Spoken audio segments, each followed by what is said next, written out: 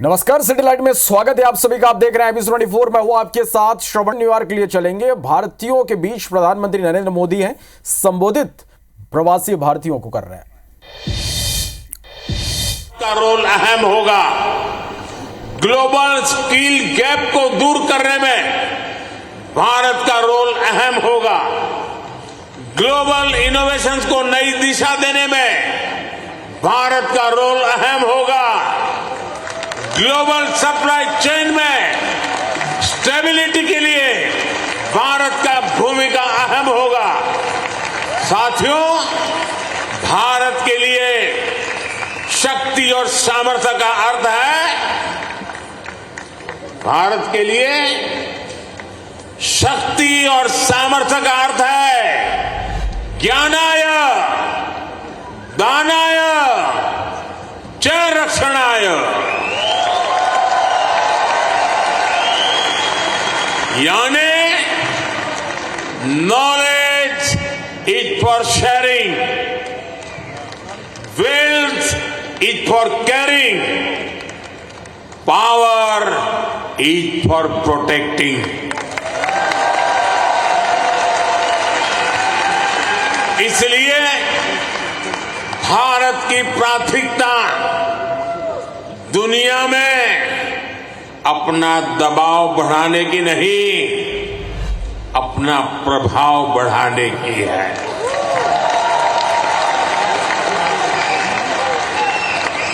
हम आग की तरह जलाने वाले नहीं, हम सूरज के किरण की तरह रोशनी देने वाले लोग हैं।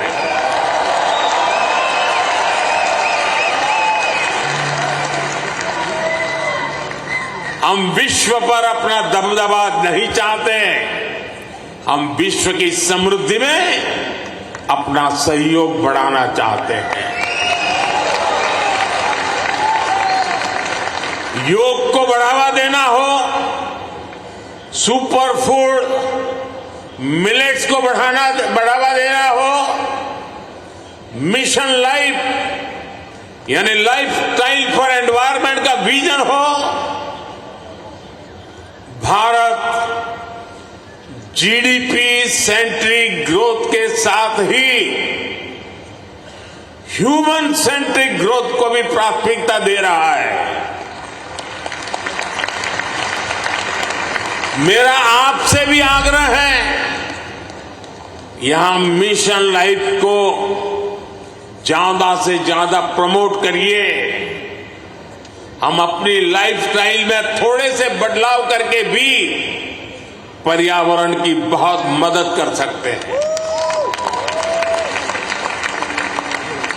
शायद आपने सुना होगा और हो सकता है आप में से कुछ लोगों ने इनिशिएटिव लिया भी हो। आजकल भारत में एक पेड़ मां के नाम, अपनी मां को याद करते हुए एक पेड़ लगाना।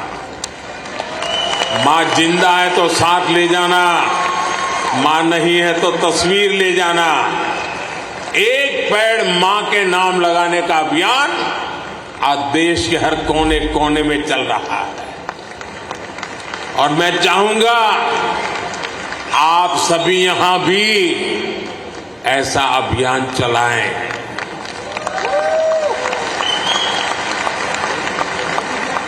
यह हमारी जन्मदाता मां और धरती मां दोनों का यश बढ़ाएगा।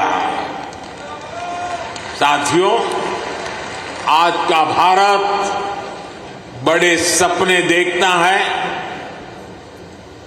बड़े सपनों का पीछा करता है। अभी कुछ दिन पहले ही पेरिस ओलंपिक खत्म हुए हैं। अगले ओलंपिक्स का होस्ट यूएसए है। जल्द ही आप भारत में भी ओलंपिक्स के साक्षी बनेंगे।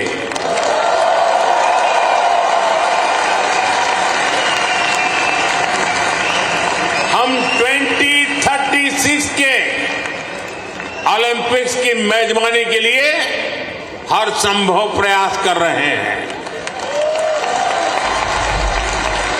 स्पोर्ट्स हो, बिजनेस हो या फिर एनवायरमेंट, एंटरटेनमेंट, आज भारत बहुत बड़े आकर्षण का केंद्र है।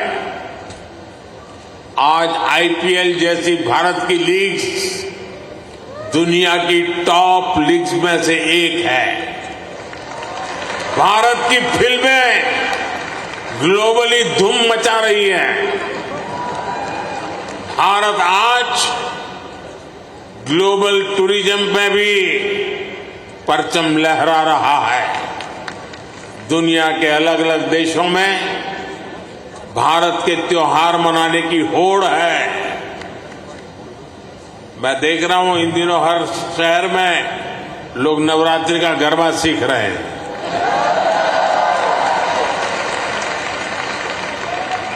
ये भारत के प्रति उनका प्यार है। साथियों, आज हर देश भारत को ज्यादा से ज्यादा समझना चाहता है, जानना चाहता है। आपको एक और बात जानकर खुशी होगी, कल ही अमेरिका ने हमारे करीब 300 पुराने जो शिलालेख और मूर्तियां थी जो कभी हिंदुस्तान से कोई चोरी कर गया होगा,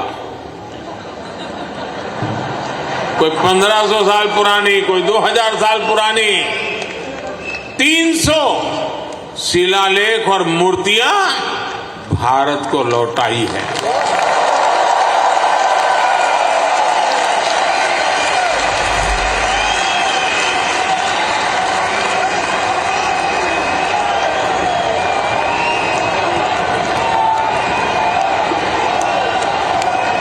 अभी तक अमेरिका ऐसी लगभग 500 धरोहरें भारत को लौटा चुका है। ये कोई छोटी सी चीज लौटाने का विषय नहीं है।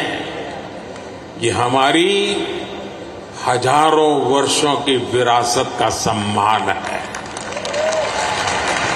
ये भारत का सम्मान है और ये आपका भी सम्मान है। मैं अमेरिका की सरकार का इसके लिए बहुत आभारी हूं। साथियों, भारत और अमेरिका की पार्टनरशिप लगातार मजबूत हो रही है। हमारी पार्टनरशिप ग्लोबल गुड के लिए है। हम हर क्षेत्र में सहयोग बढ़ा रहे हैं और इसमें आपकी सहूलियत का भी ध्यान है। मैंने पिछले साल ये घोषणा की थी कि सिएटल में हमारी सरकार का नया कॉन्सुलेट खोलेगी। अब ये कॉन्सुलेट शुरू हो चुका है। मैंने 2 और कॉन्सुलेट खोलने के लिए आपके सुझाव मांगे थे। मुझे आपको ये बताते हुए खुशी है कि आपके सुझावों के बाद भारत ने बोस्टन और लॉस एंजलिस में 2 नए कॉन्सुलेट खोलने का निर्णय लिया है।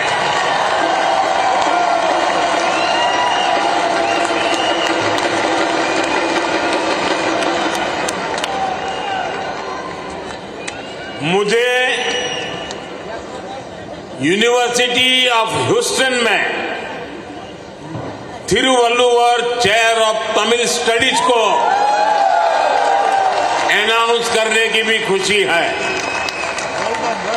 इससे महान तमिल संत थिरुवल्लुवर का दर्शन दुनिया तक पहुंचाने में और मदद मिलेगी। साथियों, आपका ये आयोजन वाकई शानदार रहा है। यहां जो कल्चरल प्रोग्राम हुआ वो अद्भुत था।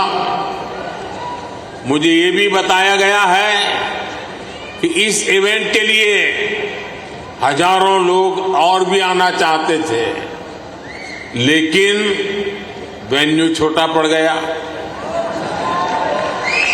जिन साथियों से मैं यहां मिल नहीं पाया, उनसे मैं क्षमा चाहता हूं। उन सभी से अगली बार मुलाकात होगी, किसी और दिन, किसी और वेन्यू पर। लेकिन मैं जानता हूं उत्साह ऐसा ही होगा, जोश ऐसा ही होगा। आप ऐसे ही स्वस्थ रहें, समृद्ध रहें, भारत अमेरिका दोस्ती को ऐसे ही मजबूत करते रहें। इसी कामना के साथ आप सभी का बहुत बहुत धन्यवाद। मेरे साथ बोलिए भारत माता की, भारत माता की, भारत माता की। बहुत बहुत धन्यवाद।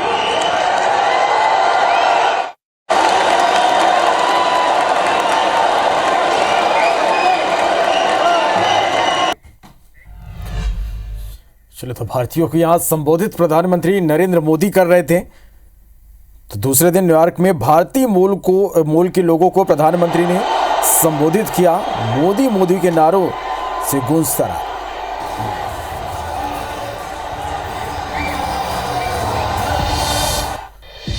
फिलहाल खबरों की ओर आगे बढ़ते हैं। बुरहानपुर से खबर, डेटोनेटर ब्लास्ट पर एक्शन। सागफाटा में रेलवे ट्रैक पर डेटोनेटर ब्लास्ट का यह पूरा मामला है। आरपीएफ ने एक आरोपी के खिलाफ केस दर्ज कर लिया है। मामले की जांच में आरपीएफ जुटी हुई है। यह बड़ी खबर है इस वक्त की। एक बड़ी साजिश यहां पर की गई थी। बुरहानपुर डेटोनेटर ब्लास्ट पर बड़ी कार्रवाई। सागफाटा में रेलवे ट्रैक पर डेटोनेटर ब्लास्ट का यह पूरा मामला है, जिसमें आरपीएफ ने एक आरोपी के खिलाफ केस दर्ज किया है। आरपीएफ इस मामले की जांच में जुटी हुई है। तो सागफाटा रेलवे ट्रैक पर डेटोनेटर से ब्लास्ट किया गया। आरपीएफ ने एक आरोपी के खिलाफ केस दर्ज कर लिया गया है। यह बड़ी खबर निकलकर सामने आई थी। इस पूरे मामले की जांच में आरपीएफ जुटी हुई है। आर्मी ट्रेन को उड़ाने की एक बड़ी साजिश थी। प्रतीक हमारे संवाददाता फोन लाइन पे जुड़ा है। प्रतीक, एक बड़ी साजिश थी यहां पर ट्रेन को उड़ाने की। किस तरह से जांच इस पूरे मामले में आगे बढ़ी, मामला दर्ज किया गया? बिल्कुल, मैं आपको बता दूं कि ये घटना घटने के लगातार बाद से जो है जांच इसकी सघनता से जारी है और हर छोटे से छोटे बिंदु को लेकर के यहाँ पे एजेंसियां जो है वो लगातार जांच में जुटी हुई हैं। ताजा जानकारी यह सामने आ रही है कि आरपीएफ ने एक व्यक्ति के खिलाफ यहाँ पर केस दर्ज किया है और उससे पूछताछ यहाँ पर जारी है।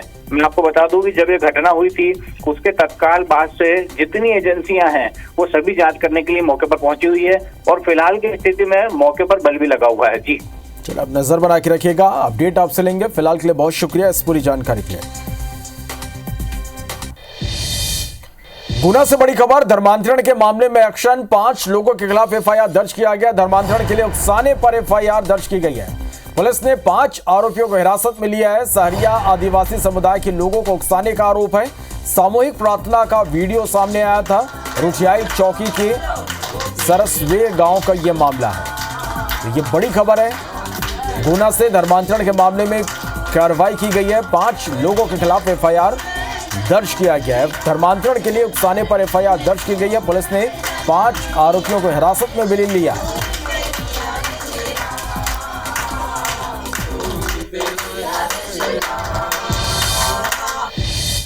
मध्य प्रदेश सरकार एक बार फिर कर्ज लेने जा रही है। इस बार 5,000 करोड़ रुपए का एक और कर्ज लेगी, जो इस फाइनेंशियल ईयर का तीसरा लोन होगा। इसी के साथ ही अगस्त 2024 से लिए गए कर्ज में कुल राशि बढ़कर 15,000 करोड़ रुपए हो जाएगी।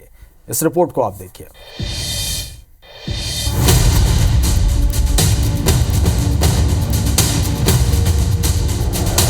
कर्ज बार बार कैसे चलेगी सरकार? कांग्रेस बीजेपी में रार। मध्य प्रदेश सरकार एक बार फिर कर्ज लेने जा रही है। ये कर्ज 2 चरणों में लिया जा रहा है। 2,500 हजार के ये दोनों कर्ज 11 साल और 21 साल के लिए लिए जा रहे हैं।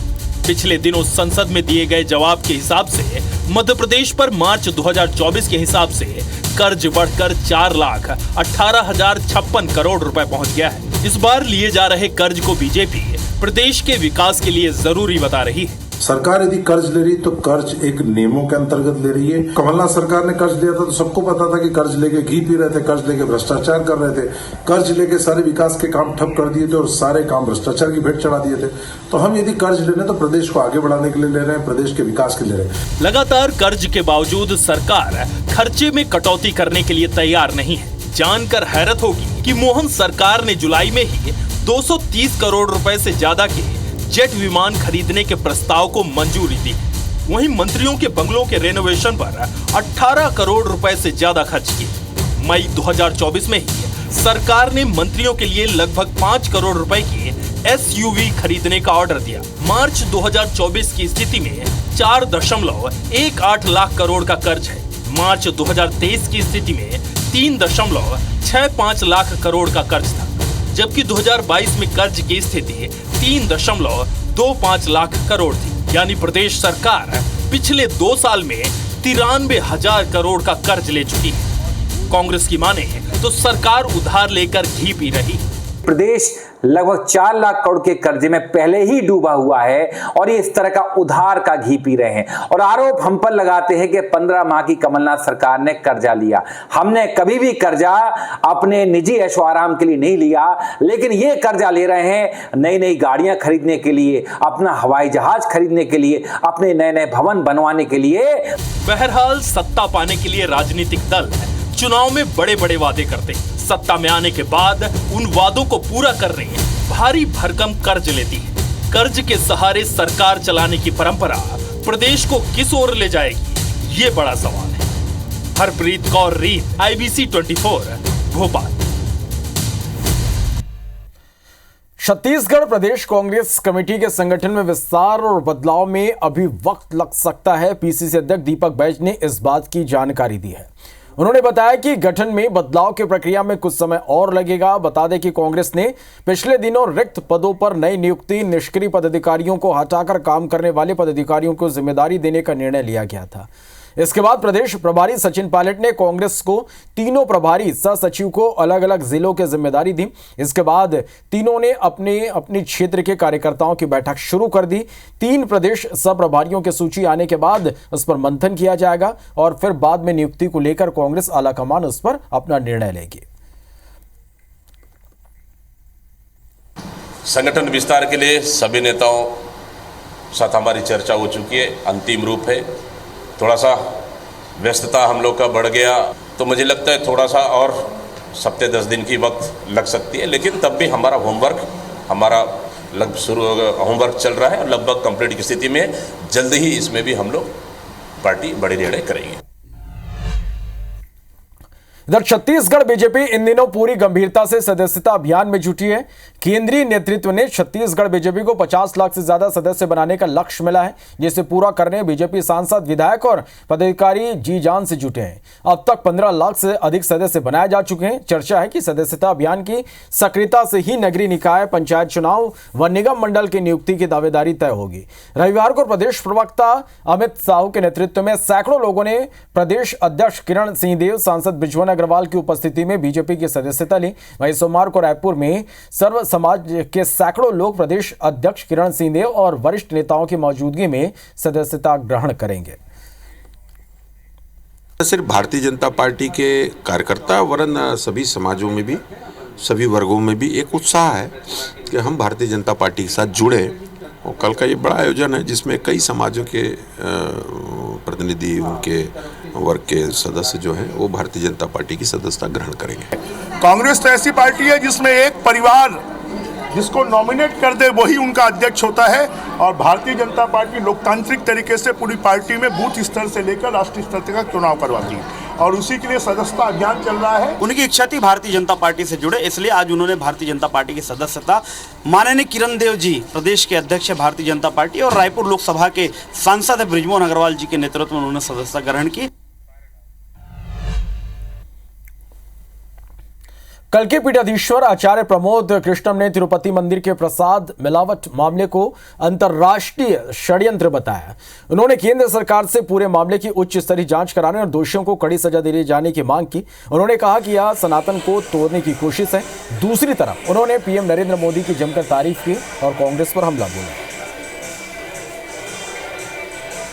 ये इंटरनेशनल साजिश है और वो साजिश है सनातन को तोड़ने की, वो सनातन को ख़त्म करने की और सनातन को भ्रष्ट करने की। मैं भारत सरकार से, देश के प्रधानमंत्री से, देश के गृह मंत्री से बहुत ही विनम्रतापूर्ण आग्रह करता हूँ कि इस प्रकरण की जांच कराई जाए, उच्च स्तरीय जांच हो, जो भी दोषी हो उसके खिलाफ सख्त से सख्त कार्रवाई हो। खबर राजधानी रायपुर से, जहां होली क्रॉस स्कूल के एक्स स्टूडेंट ने अपने तत्कालीन मैथ्स टीचर मोहसिन खान का उनके घर पहुंचकर सम्मान किया। पुराने स्टूडेंट्स को अपने बीच पाकर टीचर मोहसिन काफी खुश नजर आए। इस दौरान उन्होंने अपने पुराने स्टूडेंट्स के क्लास ली और लंबा लेक्चर दिया। उन्होंने कहा कि आज की शिक्षा प्रणाली में काफी कमियां हैं, पुराने कुछ विषयों को अनिवार्य रूप से लागू किया जाना चाहिए। बच्चे जो है मेरी ज़िंदगी रहे हैं, हाँ, अरे वही मेरी ज़िंदगी लाइफ है ना। और इनके बीच में रहकर मुझे कभी लगा नहीं कि मैं अकेला हूँ। आज ऐसा लग रहा है कि मैं स्वर्ग में हूँ। हमेशा इंस्पिरेशन रहे और मैं क्लास 9 से 11 तक सर के पास पढ़ा, मैथमेटिक्स स्टूडेंट था और उनके चहेतों स्टूडेंट में से मैं था। मतलब उनका मतलब आज मैं जो कुछ हूँ, जिस जगह पे हूँ, उनमें उनका बहुत बड़ा रोल है। वो बहुत ही हमारे प्रिय थे और हम आज भी उनके साथ दी गई शिक्षा है उसको आज भी याद रखते हैं। लोग जितने स्टूडेंट्स आए हैं, ये आज हम लोग जो यहाँ जिस मुकाम पे हैं उसमें सभी हमारे उस्तादों का बहुत बड़ा योगदान है। जो गुरु हैं, गुरुओं की वजह से ही आज बच्चा, और गुरुओं को हमको याद हमेशा रखना चाहिए। उनका कर्ज हम कभी उतार नहीं सकते। खबर बिलासपुर से, जहां फैक्ट्री में आग लग गई। बारदाना फैक्ट्री में भीषण आग लग गई, लाखों का माल जलकर खाक हो गया। फायर ब्रिगेड की टीम मौके पर मौजूद है। आग पर काबू पाने की कोशिश जारी है। तोरवा थाना क्षेत्र के लाल खदान का यह मामला है। तस्वीरें आपके सामने। बिलासपुर से बड़ी खबर, फैक्ट्री में भीषण आग लग गई है। बारदाना फैक्ट्री में आग लगी हुई है, लाखों का माल जलकर खाक हो गया है। फायर ब्रिगेड की टीम मौके पर मौजूद है। आग पर काबू पाने की कोशिश जारी है। तोरवा थाना क्षेत्र के लाल खदान का मामला है।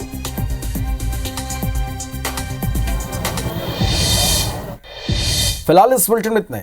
नमस्कार।